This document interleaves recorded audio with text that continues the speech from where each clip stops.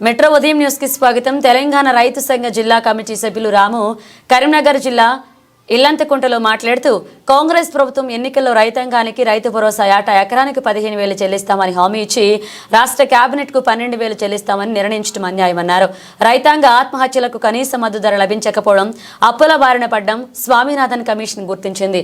Assembly ఎన్నికల సమయంలో రైతుల ఓట్లు ఆకర్షించడానికి పథకాలు ప్రకటించి అధికారంలోకి వచ్చి సంవత్సరం గడిచినా వానాకాలం రైతు భరోసాకు ఎకరాకు 7,500 ఇవ్వలేదు. ఇస్తారో లేదో స్పష్టత లేదు. అయితే రైతాంగ పంటలు సాగు చేయడానికి అప్పులు చేసి మరీ పెట్టుబడి పెట్టారు. రాష్ట్ర కాంగ్రెస్ ప్రభుత్వం రైతు భరోసా కింద ఏటా ఎకరానికి 15,000 అందించాలి.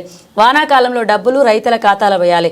ప్రభుత్వం తన ఆలోచన మార్చుకోకపోతే రైతాంగంలో వ్యతిరేక పెరిగి పరిణామాలకు ప్రభుత్వం బాధ్యత వహించాల్సి ఉంటుందన్నారు. కలుపుకొని ఆందోళన పోరాటాలు ఉధృతం చేస్తామని చెప్పి ఈ రాష్ట్ర ప్రభుత్వాన్ని హెచ్చరిస్తున్నాం.